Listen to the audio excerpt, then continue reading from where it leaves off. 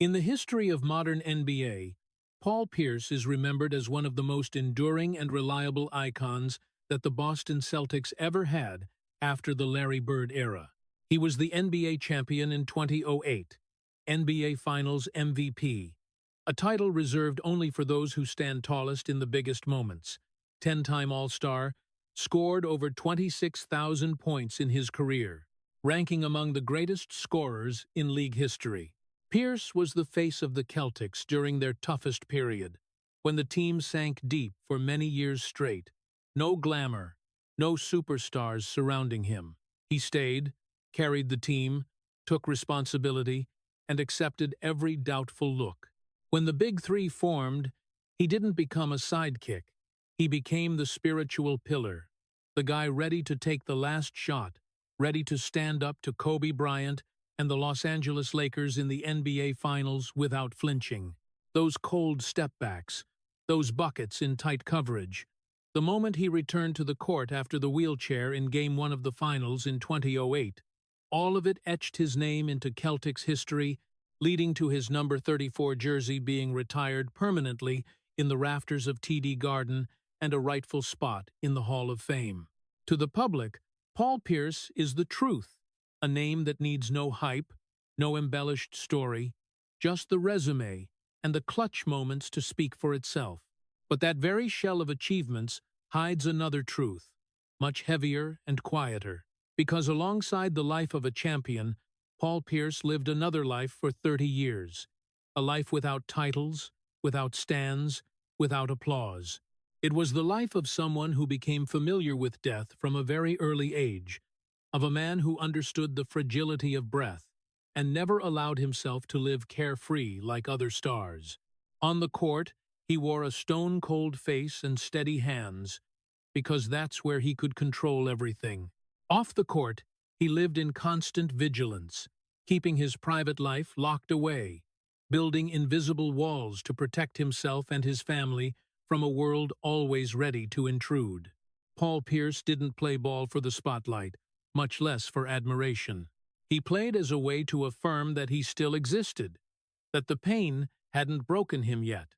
For 3 decades, he walked between two worlds, one of lights, stats, and history, and a quieter one, where willpower wasn't about beating others, but about not letting his own memories and darkness swallow him whole. Some are born to win, and some keep living, simply because they were never allowed to die. If you want to keep following the painful and resilient journey of Paul Pierce, from the NBA spotlight to the hidden corners few have ever seen, hit subscribe and drop a like on this video. Born and raised in Oakland, California, Paul Pierce entered life in a space that never promised stability. That city didn't go easy on kids growing up amid broken families and streets that always kept you on guard. The Pierce family fell apart early, and with that split came an emotional void no one stepped in to fill. No real home to lean on, no sense that tomorrow would look like today. His childhood passed like a string of temporary days, where everything could vanish at any moment. For a kid, the scariest thing isn't material lack, but the feeling of being unprotected, not knowing where to hold on when the world keeps shifting. Pierce grew up in that state, used to fending for himself, used to not fully trusting anyone, because he learned too early that adults could leave too, that promises aren't always kept. In those short-term rentals, those neighborhoods familiar one day but gone the next, young Paul developed a quiet survival instinct, always ready to walk away, always prepped for the next loss. He didn't let himself put down roots, because rooting meant pain when they'd be ripped up. No slowly nurtured childhood dreams, no prolonged innocence. While other kids dreamed of the future, Pierce learned to survive the present. He didn't daydream, because daydreaming requires faith in stability. Something life showed him early was a luxury. He didn't believe anyone would stick around long-term, not out of bitterness, but because experience taught him so. The lack of emotional shielding made Pierce grow up faster than his age, carrying a rare quietness and caution for a child. He observed more than he spoke, kept distance more than connection, and learned to bear alone what shouldn't have been on a boy's shoulders. Oakland taught him the world doesn't run on fairness, that if you don't stand on your own, no one will stand for you. It was in that environment that basketball first appeared not as a game, but as one rare space with clear rules, where effort could be rewarded, where at least within those 4 lines, Pierce felt he controlled something. But even then, he didn't let himself believe basketball would save him. It was just a temporary shelter, like everything else in his life back then. Paul Pierce's childhood had no gentle memories to look back on with a smile later. Instead, it was a stack of days filled with unease, learning to endure in silence, a kid understanding that if he wanted to survive, best not to expect too much from anyone. And from that fragile foundation, a person took shape, tough on the outside, closed off inside, always ready for the worst. Not because he was pessimistic, but because he was too familiar with loss arriving unannounced. That childhood didn't create a dreamer, nor someone who believed in happy endings. It created a kid who knew how to endure, how to stand alone, and gradually accepted that if he wanted to keep going, the safest way was probably not to put his whole heart anywhere that could collapse. Stepping out of a childhood without anchors, Paul Pierce didn't carry a clear dream like the familiar American sports stories. For him, basketball never started as a romantic aspiration or a pre-paved path to change his life. It came later, rougher, like a necessary tool to survive in a world that didn't allow weakness. Pierce didn't grow up thinking he'd become a star, much less believing talent would automatically be noticed. He stepped onto the court with the mindset of someone needing to find a foothold, not to shine, but to not get shoved aside. Those early years tied to basketball were a string of days learning to take pain literally and figuratively.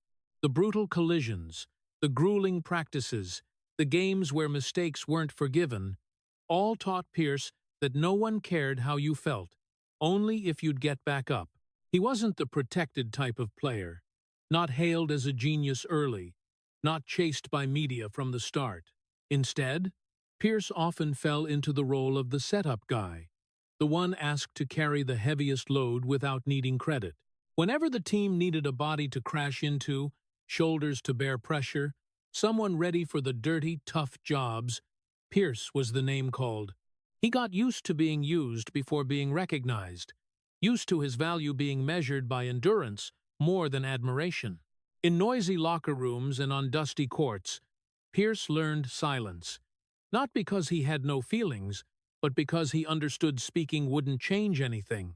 Silence became armor, hiding his wounds and keeping him out of unfavorable comparisons.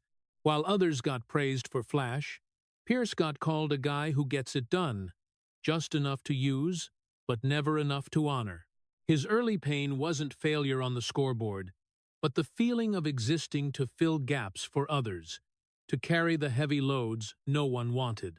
He played ball more like a laborer than an artist, understanding each time on the court was another proof he deserved to stay. No pampering, no time for dreaming. Pierce grew up in an environment where if you couldn't take the pain, you'd be replaced instantly. And he took it, over and over, body and mind. Those nights coming home wrecked, those moments wondering if he was actually good or just the stubbornest one left standing, all built into a heavy but guarded inner world. Pierce didn't demand fairness, because life showed him early that fairness isn't handed out evenly. He accepted his role, accepted being seen as a tool, because at least a tool had use value. Deep down, he knew if he wanted to last, he'd have to endure more than others, stay silent when overlooked, keep pushing even without applause. Basketball, in that phase, wasn't a dream escaping reality, but a thin thread holding him steady amid the instability stretching from childhood. Pierce never believed the court would bring happiness, but he believed it gave him a reason to keep going. And in a world too used to taking away anchors, just having one reason to stay was already a rare grace. It was from those years of endurance that a quiet willpower formed, not loud, not flashy, but enduring. Pierce learned to stand firm before learning to dream, because for him, if you couldn't survive the present, every dream was just a luxury. Entering the NBA, Paul Pierce was not welcomed as a future icon, much less the face the league eagerly built into an idol. He arrived in the world's biggest league at its harshest moment, when the Boston Celtics, the most storied franchise in America, were sinking deep into decline. The championship banners hanging quietly in the rafters of TD Garden could no longer hide the harsh reality. That team had lost its direction, lost its appeal, and most importantly, lost its patience. Pierce didn't step into a strong group to learn from, nor was he placed in a gradual development role. He was thrown straight into the center of the collapse, handed the responsibility of carrying the team while still far too young, in an environment that allowed no mistakes. No protective buffer, no strong veterans to shield him. Pierce had to face the expectations of a city used to winning, but gone far too long without a victory. Every loss wasn't just a bad result, it was an accusation, and the youngest one bearing that weight was him. The NBA never promised mercy, and for Pierce, the league showed even less leniency. He wasn't nurtured like a star allowed to grow through trial and error. He was demanded to become a leader immediately. When the team failed, the eyes turned to him. When the team fractured, he was the one forced to take the hits. No one asked if he was ready, because in that environment, readiness wasn't a condition, it was the default requirement. Pierce learned very quickly that the NBA doesn't wait for anyone to mature. It either crushes you or forces you to harden yourself. Those first seasons in Boston were long stretches of pressure and isolation, where Pierce had to learn to lead while still scrambling to find his own footing. He took the court every night as the primary scorer, the guy opponents locked down, the one who had to answer every tough question from the media after defeats. There was no space for weakness, no time to heal the emotional wounds accumulated from childhood. The NBA wasn't a place to expose fear, and Boston was even less a city that accepted hesitation. Pierce understood that if he faltered, no one would step in to carry it for him. So he chose to close himself off, channeling all his energy onto the court, turning silence into armor. In a league where young stars are often shielded by systems and media, Pierce matured in adversity, where every step forward had to be paid for with endurance. He had no right to collapse, because if he collapsed, no one would lift him back up. That was the quiet tragedy of those early career years, growing up in an environment that allowed no weakness, where resilience wasn't a choice, but a condition for survival. Pierce wasn't permitted to be a young man learning from mistakes. He was forced to be a man responsible for an entire crumbling collective. And in that process, he gradually understood that the NBA wasn't a place that gave fair opportunities. It was a place that tested who could endure longer. Pierce stayed, not because he was welcomed, but because he had no other choice except to keep standing in the storm. That night didn't come like an accident. It came like a sentence, quiet, but final, as if life had waited for the exact moment Paul Pierce was most off guard to sign the verdict. September 20. When Paul Pierce was only 22 years old, when his NBA career had just begun to take shape, and the future still hadn't had time to be doubted, death reached out to him in a place no one expected, a nightclub in Boston. No alarm sirens, no stage lights, no audience, just a chain of chaotic moments where violence erupted faster than human reflexes. When it was over, Paul Pierce lay there with 11 stab wounds on his body, 3 piercing his lungs, 1 grazing his neck, blood soaking his shirt.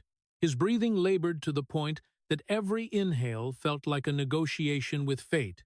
This wasn't a slip or an occupational hazard. This was raw survival, where there was no longer an NBA player, no longer the truth, just a young body fighting to hold on to life as it slipped away. On the way to the hospital, Pierce didn't scream, didn't call for help, no cinematic drama. Some fears are so overwhelming that a person no longer has the strength to express them. In the emergency room, as doctors cut away his shirt, inserted breathing tubes, stitched wounds, time stretched meaninglessly. No one talked about his career. No one mentioned basketball. Only grave looks and decisions made in silence. Punctured lungs turned every breath into a battle. Too much blood loss left his body gradually going cold. There were minutes when even the doctors weren't sure if they were saving a life or just prolonging a few more moments before the inevitable. In the hospital's quiet at dawn, Paul Pierce drifted between two states no young person is prepared to face: living or not living. No goodbyes, no mental preparation. Death, when it comes this close, doesn't wear the terrifying form of imagination. It's just the gradual fading of sensation, of sound, of the awareness of where you are. And in that void, something in Pierce broke permanently. He survived. Doctors later said that a few more minutes' delay, or one knife thrust just slightly off, and the outcome would have been different. But surviving didn't mean returning as before. When Pierce opened his eyes after surgery, he didn't wake up like someone granted a hopeful second chance. He woke up like someone who had just had something taken away forever. The body was still there, but the sense of safety was gone. Breath was still there, but the belief that tomorrow was a given had vanished. In those hospital days, Pierce spoke little, not just from pain, but because he began to grasp a chilling truth. This world could take everything in a single night, without needing a good reason.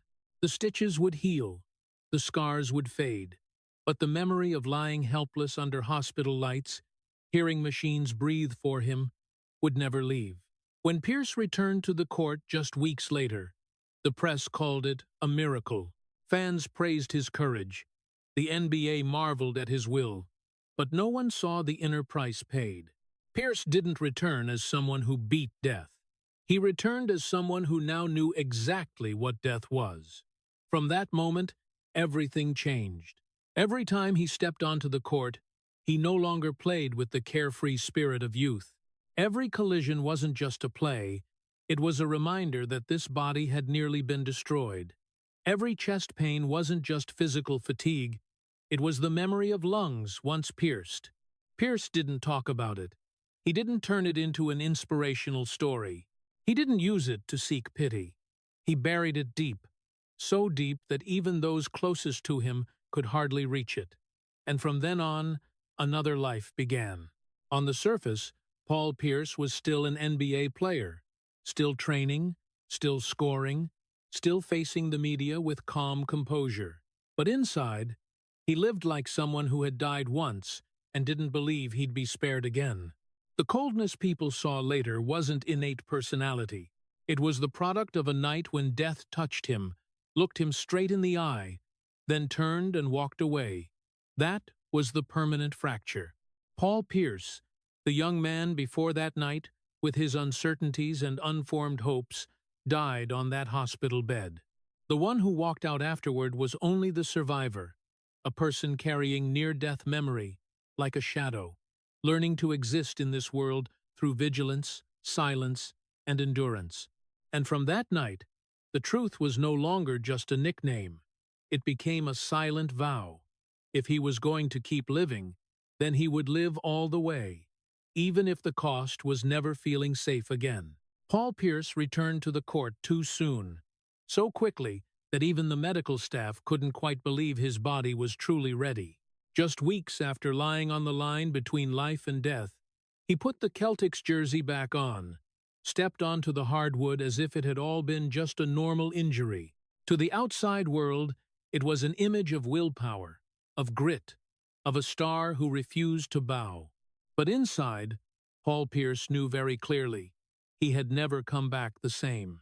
The body can heal faster than the mind, and his mind was still trapped in that cold hospital room, where every breath had once relied on machines. Pierce took the court not because he was ready, but because he didn't know how to live if he didn't keep going. Staying in the hospital longer meant facing the memories, the fear, the question, what if? Returning to the court, no matter how painful, was the only way he could avoid staring straight at what had happened. But once the ball started rolling, he quickly realized his life had shifted into a different state, one that would never feel real again. Pierce played like someone borrowing life back, not owning it. Every sprint carried vigilance. Every collision recalled the fragility of his body. He no longer believed in safety, because safety had betrayed him too easily. The world that once clearly divided the court from private life now blurred. Danger was no longer confined within the four lines. It could appear anywhere, anytime. From then on, Pierce began living like someone who had already died. Not in the metaphorical sense of a fading career, but real death that had once touched him. People who have gone through that moment rarely return with their old faith. They become alert to the point of coldness, cautious to the point of isolation. Pierce was the same. He smiled less, spoke less, and rarely let anything show beyond what was necessary. In the locker room, he didn't tell his story. In front of the media, he didn't mention the fear. He understood that some experiences, if spoken aloud, would be turned into legend, into consumable content, and he wouldn't allow that with his life. Instead, he built a double life. On the court, he was the truth, cold, sharp, unflinching under pressure, a name that felt absolute, as if he had never trembled, never been weak. Off the court, he was someone else, quietly guarding himself. Pierce observed everything more carefully, kept distance from others, guarded his privacy like a forbidden zone. He didn't seek easy intimacy, didn't let go of control, because he knew the cost of carelessness. Life after that night in 2000 was no longer a natural flow. It felt like a carefully calculated series of days, where every decision carried the awareness that nothing was guaranteed. Pierce didn't believe tomorrow was certain, so he didn't live with emotional waste. This made him seem distant in the eyes of many, but it was the price he was willing to pay to stay standing. In tense games, when teammates looked for encouragement, Pierce often stayed silent. Not because he didn't care, but because he was used to keeping everything inside. Pain, if exposed, becomes weakness. And Pierce knew too well how this world treats weakness. His career kept moving forward, but the feeling of life stayed frozen in that near-death moment. Some nights, after playing, Pierce went home with an exhausted body, but a mind that couldn't rest. Small chest pains, breaths heavier than normal, were enough to pull him back to the old memory. He didn't tell anyone about those nights, not out of shame, but because he didn't believe anyone could truly understand. Surviving didn't make him a hero in his own eyes. It made him someone who understood life could be cut short at any moment, and that the only way to survive was to always be ready. That's why Pierce played with an almost brutal focus.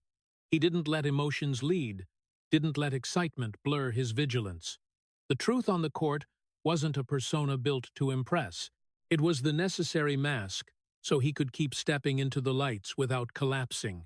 Meanwhile, his real self lived behind it quiet, on guard, never believing anything was permanent. That double life stretched year after year, and no one really noticed, because Pierce hid it so well. He didn't seek pity, nor did he need praise for surviving.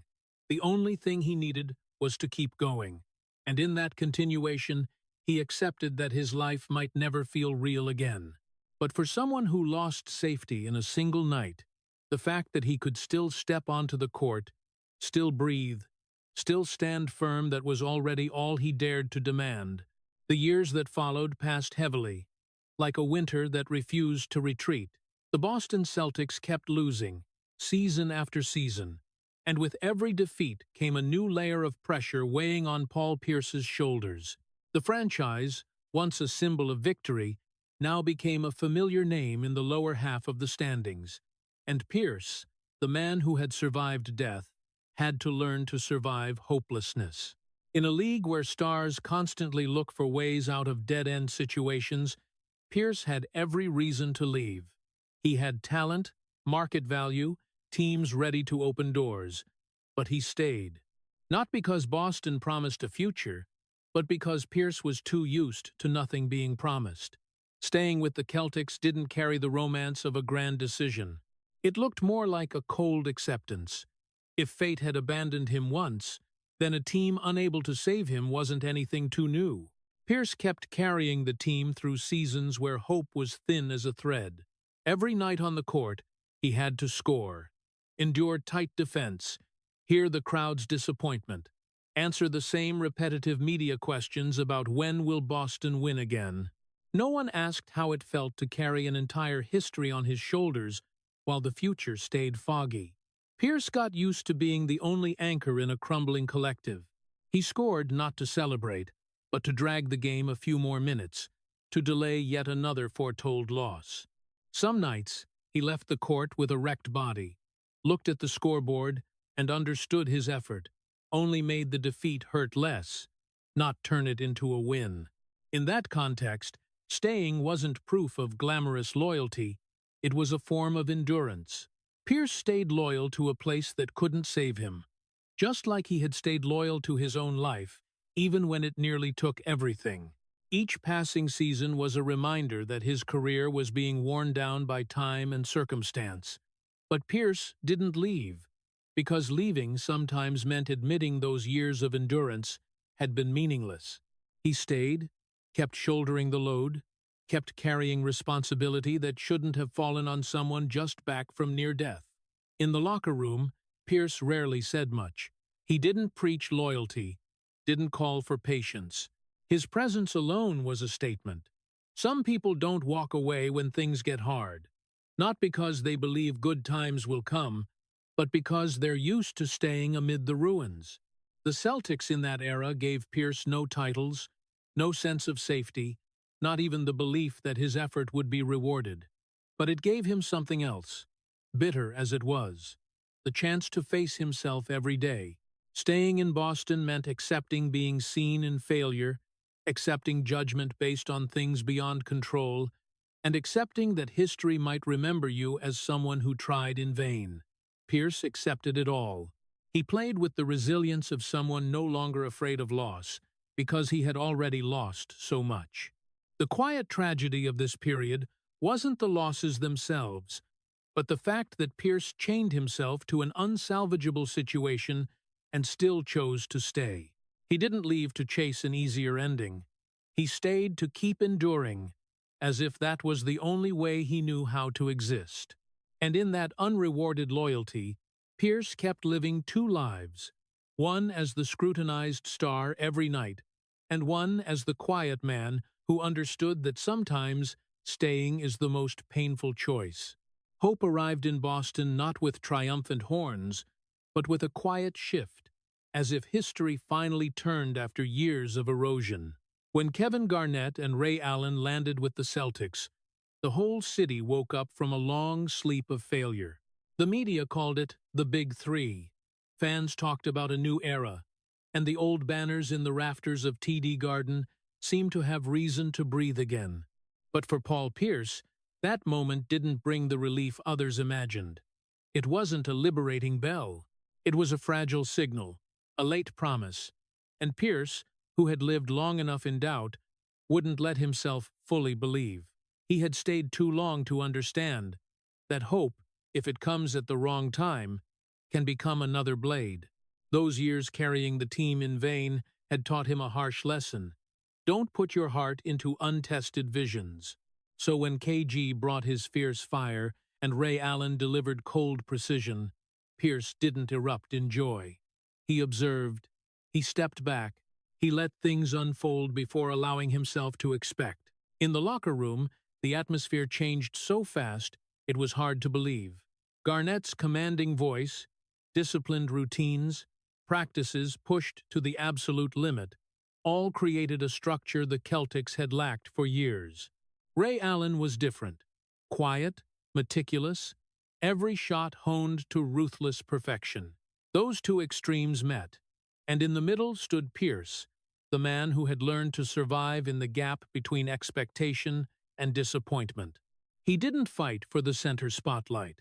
He didn't need to prove leadership with words. He stood there, carrying the team's history of failure and his own history of near death, like a reminder that every new beginning comes with its price. The whole city talked about the future. Pierce thought about the present. He knew how fragile hope could be when it touched bodies worn out by injuries and minds calloused by loss. He understood that the Big Three wasn't a miracle. It was a high-stakes experiment. And that risk, if it failed, would fall on the shoulders of those who had stayed the longest.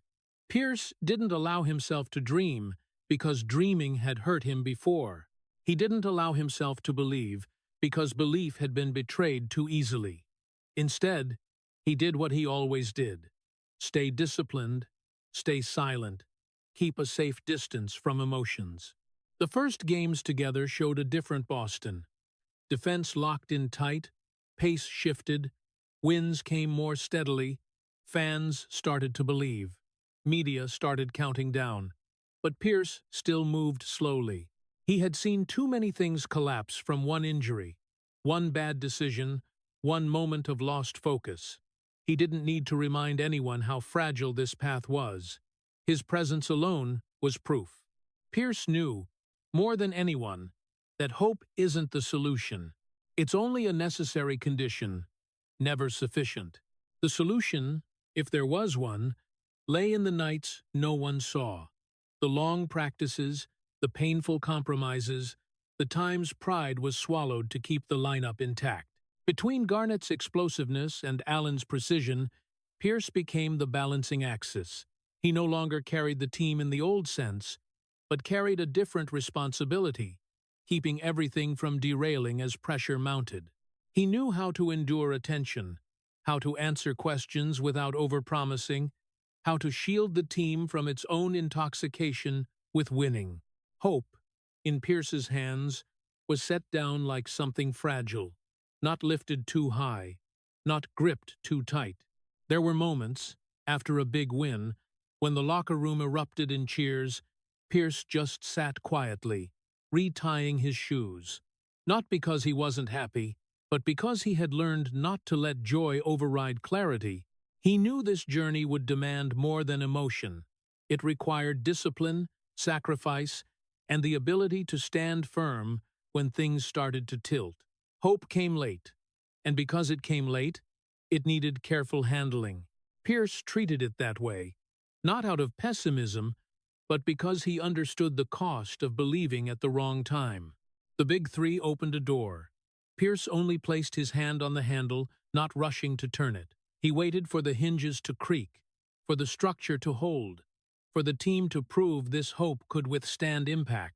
In that hesitation, there was no cowardice, only the experience of someone who had lived long enough to know that promises, if not backed by reality, become new pain.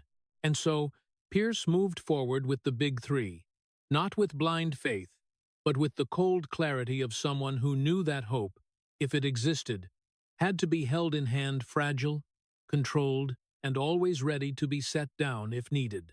Game 1 of the 2008 NBA Finals wasn't born to become legend.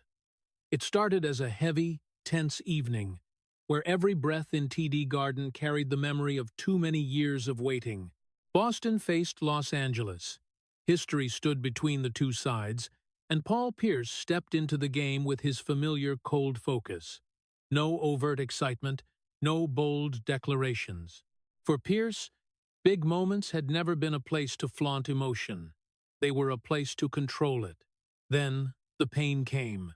No drama, no warning, just a collision that made his knee betray him, stopping his body mid-flow of the game. Pierce dropped to the hardwood, face contorted not from fear, but from the familiarity of a bad signal. He understood his body's language better than anyone. As medical staff approached, as the noise swelled, Pierce didn't resist. He let himself be helped up, placed in the wheelchair, and wheeled off the court under the eyes of tens of thousands. It wasn't a heroic moment. It was raw, uncomfortable, and very real.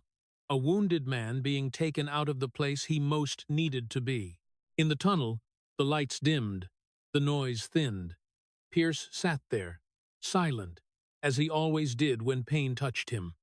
No one heard what went through his mind, but his personal history did. The hospital room from 2000 appeared without invitation. The feeling of losing control, breath being demanded, the cold knowledge that your body could abandon you at any time.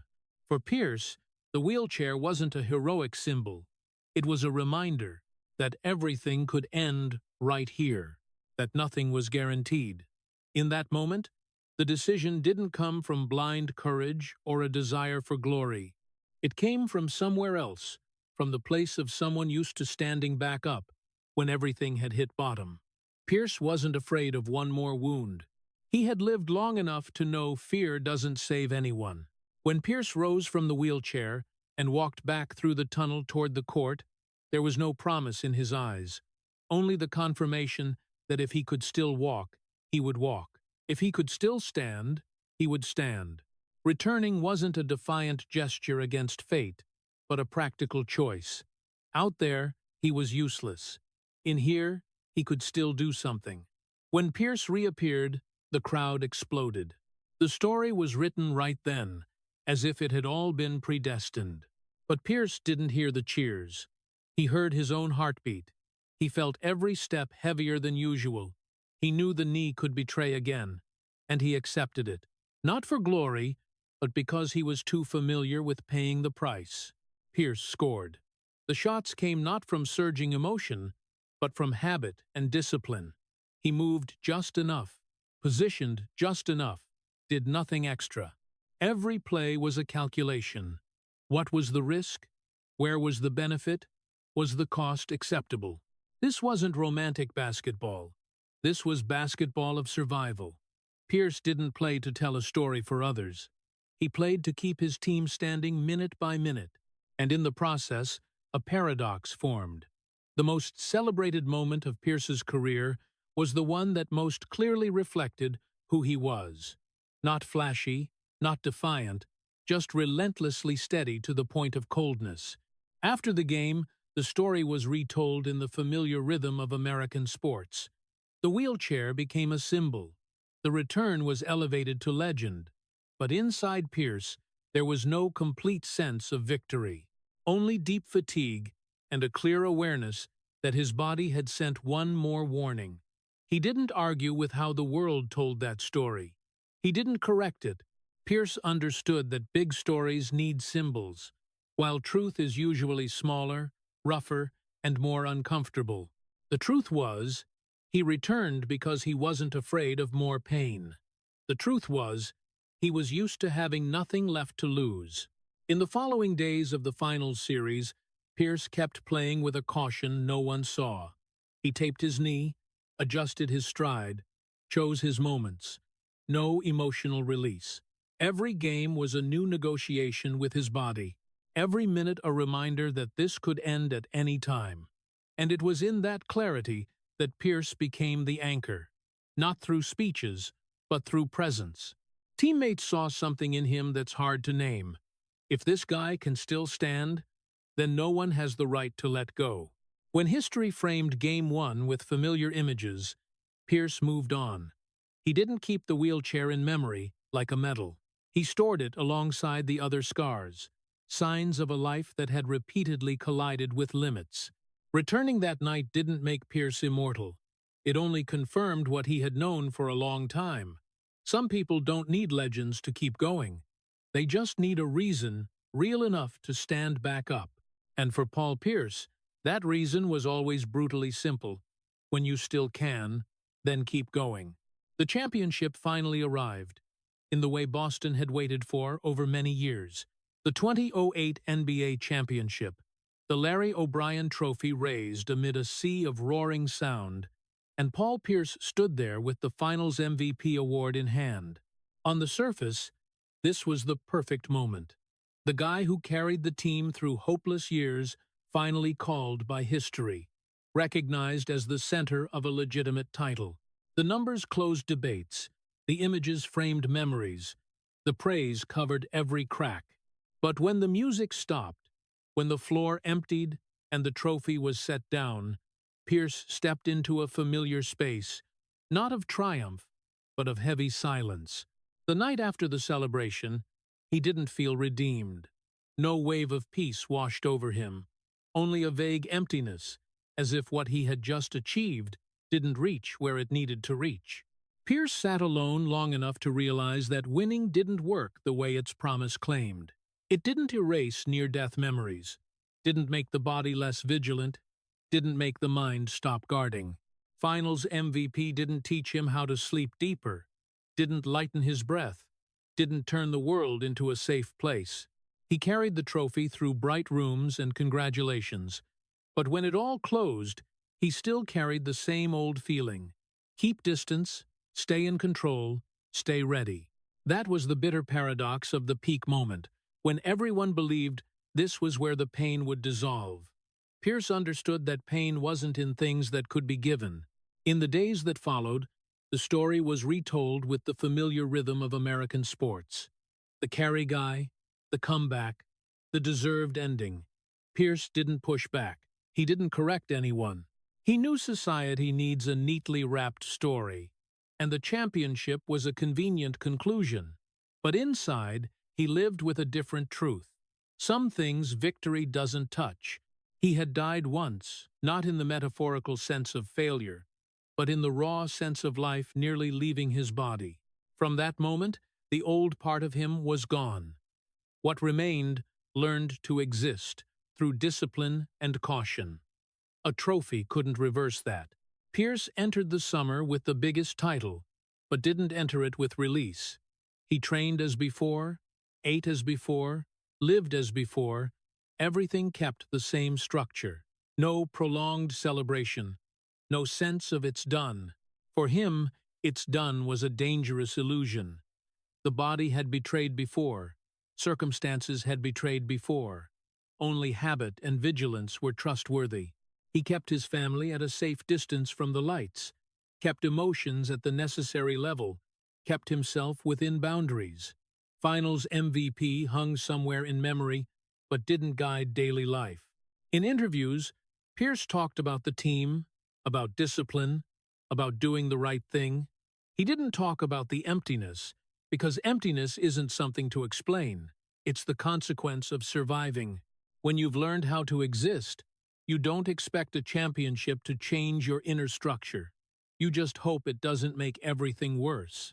And for Pierce, the title didn't make it worse, but it didn't make it better either. It stood there, shining, as proof of collective effort, not as a cure. There were nights after the finals, when the city was still drunk on victory. Pierce came home and sat in silence. Not because he was sad, but because there was nothing to release. The vigilance was still there. The sense of fragility was still there. The body still remembered every collision. The mind still logged every unusual sign. He didn't resent the trophy for not saving him. He had never expected it to. Pierce understood very clearly the difference between achievement and peace. Achievement is something that can be given.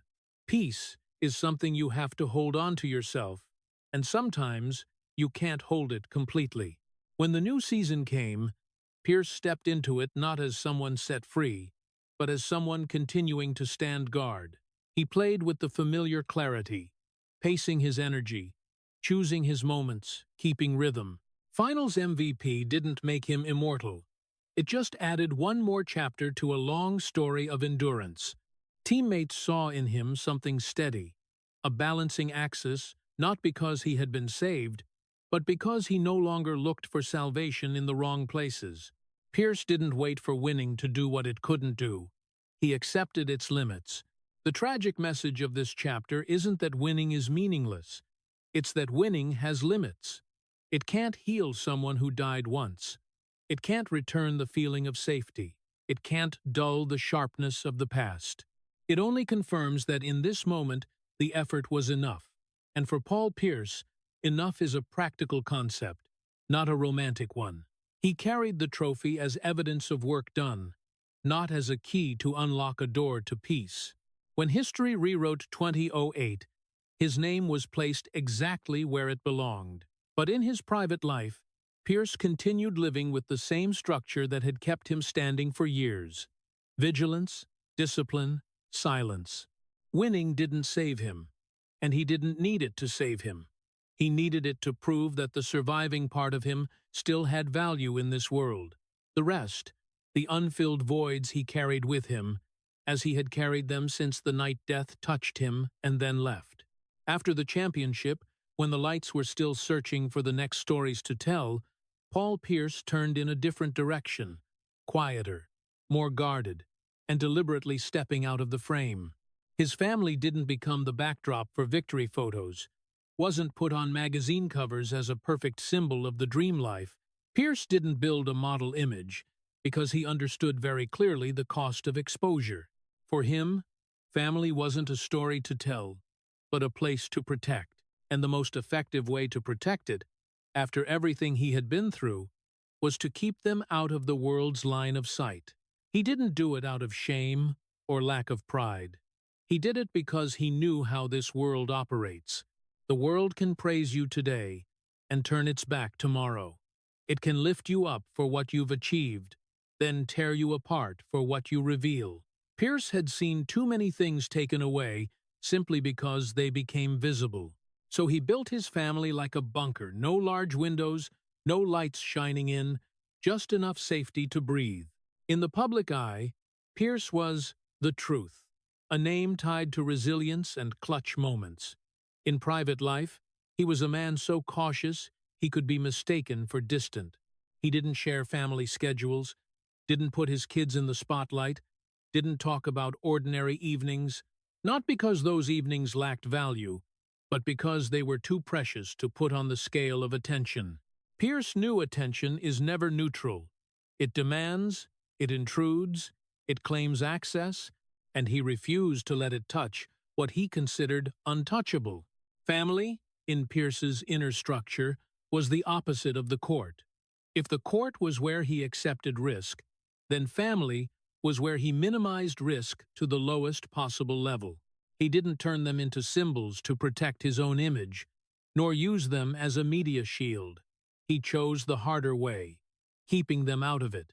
This meant Pierce had no perfect story to sell, no warm images to soften public opinion when needed. But he accepted that absence, because he understood that what isn't seen is usually less wounded. There were times when outside pressure mounted losing seasons, criticism of his performance, debates about his legacy. Pierce withdrew even more. He didn't bring those things home. He didn't let the outside storm flood the bunker. His silence wasn't emptiness. It was a barrier. And that barrier was built with emotional discipline. No overreacting, no complaining, no letting the people he loved carry things they didn't choose. Pierce also didn't create illusions of a flawless family. He didn't stage perfect moments, didn't play the ideal father or husband role for the cameras. His family existed in a raw and real way, with ordinary days, small disagreements, repeated habits. He believed in that normalcy more than any inspirational story.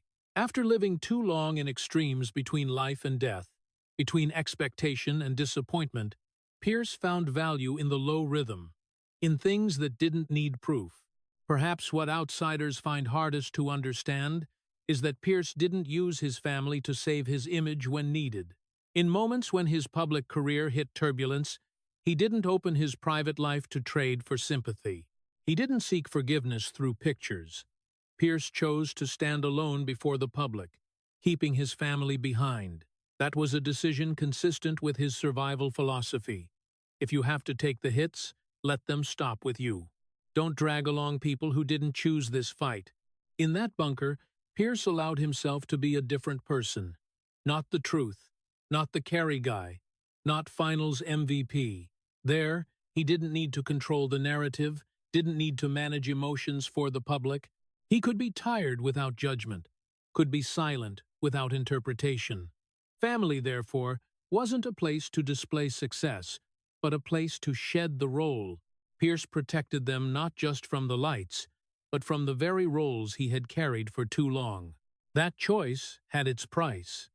Pierce became hard to approach, hard to read, sometimes mistaken for cold, but he accepted the misunderstanding, because he knew something many people learn too late. The world can take away anything it can see. It can edit, interpret, and commodify intimacy. Pierce didn't allow his family to become a commodity. He kept them in the shadows, not out of fear, but out of respect. After everything he had been through one night, death touched him. Years carrying the team in hopelessness. A championship that didn't redeem Pierce understood that real safety is rare and fragile. And if there was one place worth protecting at all costs, it was the place that didn't need to prove anything to the world. His family existed that way. No display, no model, but solid. A bunker without banners, without trophies on display, just enough quiet to keep living. Paul Pierce's body never forgot. Even though his mind had learned to bury deep, push back, and lock the hardest memories in dark compartments, the body quietly remembered everything. Year after year, accumulated injuries began to speak in their own way. Not loud, not dramatic, but persistent and unforgiving. Knees aching when the weather changed, lower back throbbing after long flights, shoulders and hips worn out after back-to-back games. There was no explosive moment to name, just steady erosion, like water dripping on stone. Pierce understood this language very well. He had heard it long ago, even before the wheelchair rolled across the baseline in the 2008 finals, even before the night death touched him and left. Every pain wasn't just a biological signal. It was a memory returning, a reminder that this body had once been violated, once pushed to the edge, once had to negotiate with life. Pierce played long enough to know that injury isn't just about tendons and muscles. It's about breathing rhythm, habits that have to change, movements that have to be restrained. He adjusted every small detail, landing mechanics, hip rotation angle, acceleration timing, not to be more perfect, but to last longer. Some days, the body betrayed him right from warm-ups, a sudden twinge enough to pull his mind back to hospital rooms, cold white lights. Pierce didn't speak it out. He clenched his jaw, taped more carefully, and stepped onto the court as usual, because he knew, once you start negotiating publicly with pain, the world will quickly judge for you. Time made everything clearer. Each passing season, the body sent more signals Pierce couldn't ignore. Those were mornings waking up slower, joints needing more minutes to warm up, recovery sessions longer than the main practice. He didn't see it as weakening willpower. He saw it as biological honesty. The body isn't persuaded by inspirational stories. It only reflects what happened. And for Pierce, what happened was too much. The tragedy lies here. The mind can learn selective forgetting, but the body cannot. It keeps everything: the anonymous collisions of cold February, the fourth quarter grinds, the nights playing when pain was pushed below the threshold of notice. Each ache is a piece of memory, and when they stack up, they form a map Pierce has to read if he wants to keep going. He learned to respect the new limits, not by retreating, but by being smarter. Less jumping, better positioning, reading the game earlier. That wisdom didn't come from books. It came from paying the price. There were nights, after the game ended, when Pierce sat still longer than usual, not to savor the win or rehash the loss, but to listen to his body settle back down. Breathing slowed. Pain receded to an acceptable level. He knew that if he ignored those signals, tomorrow would come at a higher cost. This was no longer basketball of speed and excitement. This was basketball of risk management, and Pierce was the strictest manager of himself. In those rare private moments, when there were no cameras and no questions, Pierce admitted something he never said out loud. His body had changed the way he saw the world. He didn't believe in infinite durability. He believed in preparation, didn't believe in miracles, believed in habits, didn't believe pain would disappear, believed it could be managed. That wasn't pessimism. That was experience. And experience, in this case, was carved into flesh and bone. The biological tragedy of Pierce wasn't that his body weakened. It was that his body remembered too clearly. Remembered things the mind tried to bury the night in 2000. Oh, the moments holding breath, waiting it out. The mornings standing up with the feeling of not done yet. The body didn't allow him to pretend everything was fine. It reminded him that survival has a price, and that price is paid gradually over time. Pierce accepted it with the calm of someone who had learned to live with consequences. He didn't complain, didn't vent. He adjusted, kept going, and kept himself standing. When younger players ran faster and jumped higher, Pierce chose to read the game earlier. When the body no longer allowed impulsiveness, he answered with discipline. That was how he extended his career, not by denying reality, but by facing it every day. And in that facing, an uncomfortable truth emerged. The body is the most honest ledger. It records every debt, and when the time comes, it demands payment. Pierce kept walking, carrying a body that remembers, not as a curse, but as testimony, because if the mind was where he learned to survive, the body was where truth resided. And that truth, however painful, had kept him honest with himself through a long journey, where every step forward was measured by the ability to listen to what the body never forgets. After retirement, Paul Pierce stepped off the court without illusions of an easier life ahead. He understood very clearly, when the final buzzer sounded, the lights would find another target. That shift happened fast and cold, just like the way the NBA never promised mercy when he entered. Pierce went into television ESPN not as someone seeking redemption, but as someone continuing to work in a new system. He spoke straight, blunt, from the experience of someone who had stood in places where words carried responsibility. At first, that directness was welcomed as necessary spice. But the media system doesn't love long-term directness. It loves control, conformity, and the ability to bend to the mold. Pierce didn't bend. He never had. When boundaries were crossed and the door closed, it happened faster than explanations. No protective embrace, no safety net, no one standing up to defend with a voice loud enough. Pierce recognized what he had known for a very long time. Only now it returned in a different form. When you're no longer useful in the way the system needs, you're removed. No malice required. No drama required. Just silence. That silence was so familiar it hurt. It resembled the early years in Boston when the team declined. The hopeless seasons he carried the team, the moments after the championship when the trophy didn't redeem. History repeating, only the stage changed. Pierce didn't attack. He didn't drag his family in as a shield.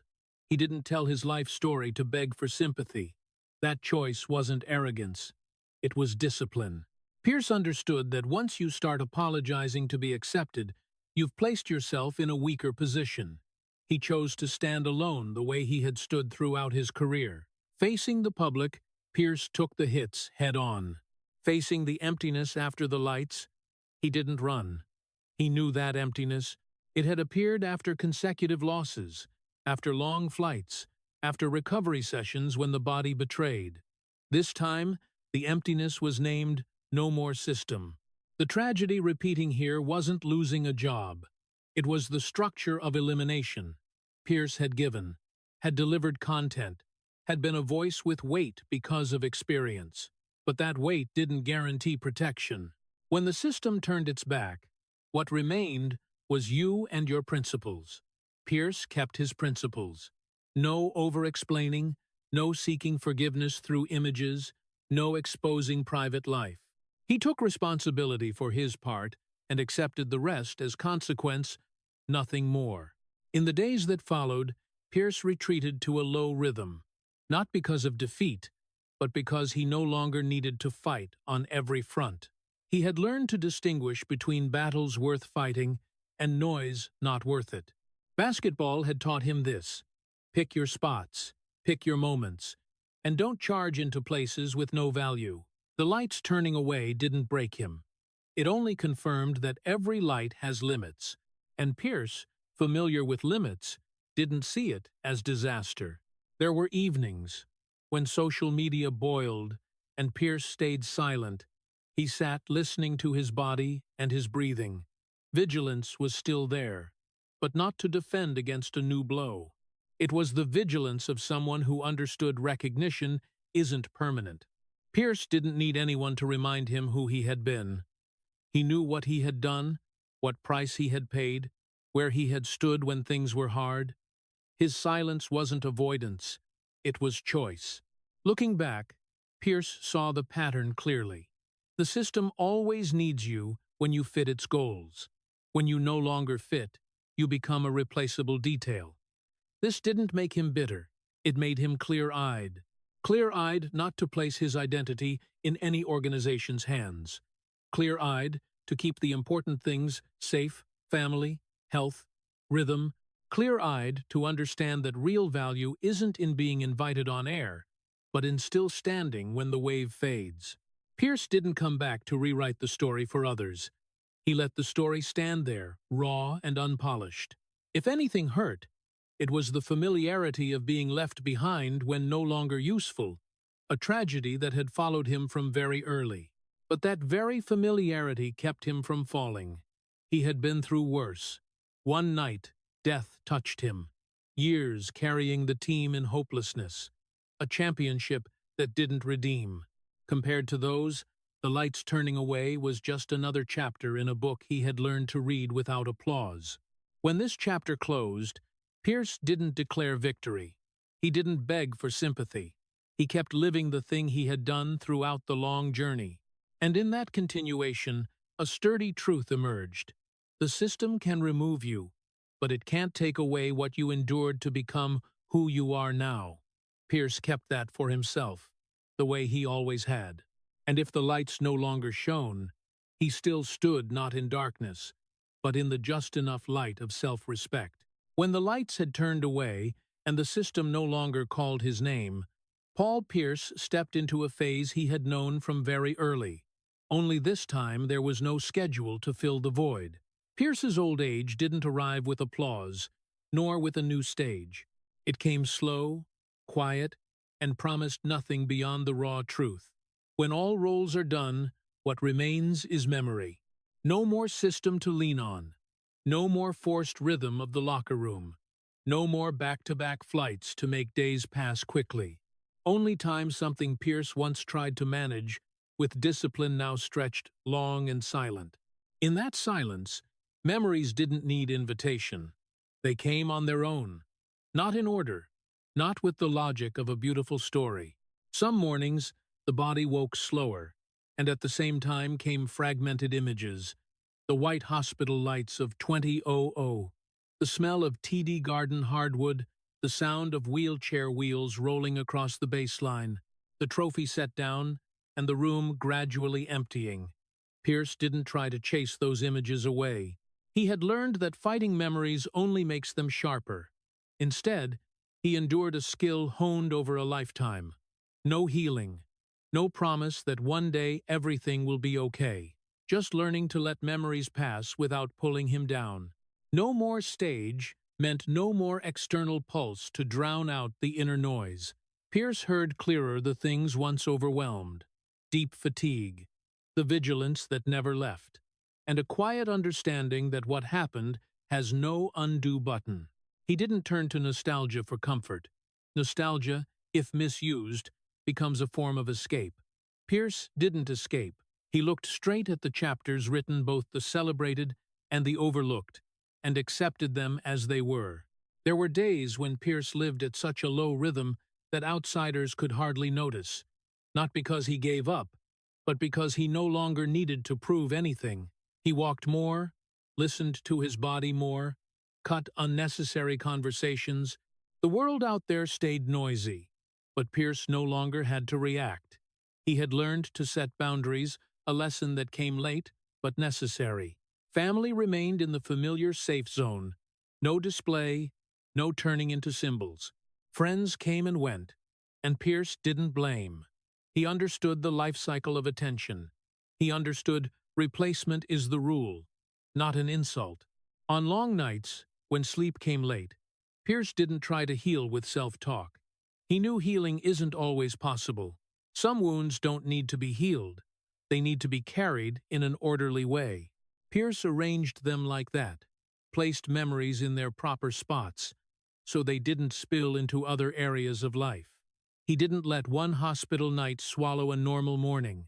He didn't let an old loss ruin a quiet dinner. That wasn't magic. That was discipline. Not having a system also meant no longer having the big mirror reflecting you every day. Pierce looked at himself in smaller things. A light workout, a simple meal, a conversation that didn't need a conclusion. He measured value by the ability to keep a stable rhythm of life, not by how many times his name was mentioned. Sometimes memories rushed in the hopeless seasons carrying the team, the repetitive media questions, the silence after the lights went out. Pierce let them come and go. He didn't gather them into an indictment. He didn't turn them into medals either. They were just data enough to understand where he had been. The tragedy of this phase wasn't loneliness. Pierce wasn't afraid of being alone. The tragedy was the lack of an ending that soothed everything. No neat final chapter to close things off. No explanation to dull the sharpness of the past. Pierce lived with that incompleteness. He had lived with it for a long time. The difference now was that there was no game rhythm to delay facing it, and he faced it, day by day, without noise. There were times when Pierce thought of the truth as a necessary shell for a certain era. It had helped him stand firm when standing firm was the only thing he could do. But when there was no more stage, that shell was set down, not peeled off, not broken, just no longer needed. The man who remained didn't seek a title. He sought just enough stability to keep going. Stability isn't complete happiness. It's the ability to wake up, do what needs doing, and go to sleep without feeling like you've betrayed yourself. Pierce didn't heal. He didn't even hope to heal. He kept enduring in a clear-eyed, orderly, unshowy way. Enduring wasn't surrender. For Pierce, it was the most honest form of existence. He knew what was lost wouldn't come back. He knew what happened couldn't be rewritten. And he lived according to that knowledge, without bitterness, without illusion. As history receded, and the story was retold in many ways, Pierce let it flow. He didn't edit, didn't add, didn't demand control. He had learned that real control lies in the present rhythm of life, not in the telling. And in that rhythm, slow, quiet, no stage, Pierce existed as someone who had gone through the full cycle of attention, leaving behind what needed to be left, carrying what couldn't be abandoned. No healing, just continued endurance. But endurance, for Pierce, had never been small. There were no victory trumpets for this ending, no triumphant music, no laurel wreath placed on the head of a man who had walked the full road. Paul Pierce stepped out of his own story, not as a conqueror, but as someone who had endured long enough to still be standing. Most of the world loves stories with peaks and complete resolutions. Pierce didn't have that. He wasn't granted a final lightness, no moment where everything finally turned out okay. The only thing he had was continuation, a string of days stretching from the moment death touched him and left, all the way until every stage had gone dark. If you look from afar, people would try to find meaning in the titles, in the 2008 trophy, in the finals MVP name, in the numbers etched into NBA history.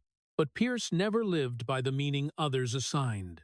He lived by what remained after the meaning fell away, after fame no longer protected, after the system turned its back, after the body began reminding him of every debt. And right there, Pierce's story became raw. Not the story of someone who overcame adversity, but the story of someone who wasn't allowed to collapse because he had collapsed too early once. Pierce didn't ask for forgiveness for his rough edges. He didn't demand praise for enduring. Enduring, for him, was never a virtue to display. It was the condition of existence. When you've once lain there, on the line between life and death, you no longer ask what life will give you. You only ask, can I still stand today? Pierce lived by that logic for 30 years. Every season was a survival equation. Every relationship with a system was caution. Every morning was a negotiation with body and memory. No one taught Pierce how to heal. And perhaps there was no way to heal someone torn from the feeling of safety too early. He didn't turn to cheap promises that time would soften everything. Time, for Pierce, only made everything clearer. Clear that pain doesn't vanish. Clear that memories aren't erased. Clear that peace isn't the reward for effort. So he chose the only path left, learning to live with all of it without letting it kill him again. Some people need to win to confirm their worth. Pierce no longer had that need. He learned his worth in the years when no one defended him, when every mistake was magnified and every effort taken for granted. He learned it when he stayed in Boston, when leaving would have been easier, when he returned from the wheelchair not to become a symbol, but because he wasn't afraid of more pain, when he held the championship trophy without feeling redeemed. Those lessons weren't beautiful, but they were durable. When the story closed, Pierce didn't stand on a high podium looking down at the past. He stood level with it. No more, no less. He didn't rewrite history to make himself more comfortable. He didn't push it away to pretend it was done. Pierce kept the past close enough to remember who he was, and far enough to keep living. That was the uncomfortable balance he maintained his whole life, not through emotion, but through discipline. To many, this might sound like failure. No satisfying conclusion. No light at the end of the tunnel. But for Pierce, it was the most honest truth. He didn't defeat fate. He didn't bend pain into legend. He just didn't let it finish him. And in the real world, where not everyone gets to rewrite their story, that was sometimes the only achievement possible. 30 years after the night death touched him and left, Pierce didn't seek peace. He understood peace is a promise life doesn't owe anyone.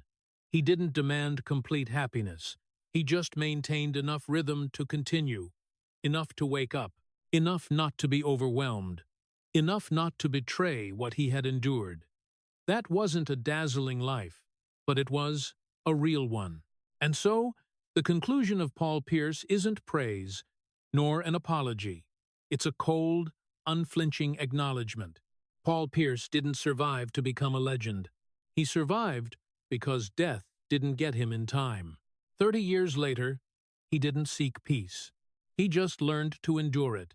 The story of Paul Pierce leaves a deep, smoldering sadness, not because he lacked glory, but because that glory was never enough to heal what was broken inside. From a shaky childhood in Oakland, where family broke apart and there was no emotional anchor, Pierce formed a person always ready to walk away, never daring to trust long-term safety. That explains why, throughout his career, he played not like a dreamer, but like a survivor. The peak of the tragedy was the 2000 stabbing 11 knife wounds. Lungs pierced the moment the story bluntly called death touched him and then left. From then on, Paul Pierce on the court and the man off it split in two. The cold, the truth in public, and someone always on guard, never truly allowing himself to relax. Even the 2008 championship and finals MVP title brought no redemption. The detail that Pierce still felt empty after the celebration night shows a painful truth. Winning couldn't heal pre-existing wounds. His hiding his family like a bunker, or being cut from ESPN when no longer fitting the system, repeated the same pattern. Pierce was only kept as long as he was useful. In old age, no stage, no system, only memories and a body that remembered every pain. He didn't seek healing. He just kept enduring. The real-life lesson for everyday Americans is a sobering and very American one. Success doesn't guarantee peace, and the system doesn't owe anyone permanent loyalty. What deserves respect in Paul Pierce isn't just the titles, but the ability to stand firm when every layer of protection disappeared one by one. In a society that worships winning, this story reminds us that sometimes a person's greatest value isn't in how many times they won, but in how long they endured without losing themselves. If the story of Paul Pierce made you pause and reflect on the true meaning of resilience, hit subscribe to keep following these real, unglamorous journeys full of human value. Thank you for listening to the very end, and see you in the next video, where we'll continue exploring fates that endured far more than the lights ever told.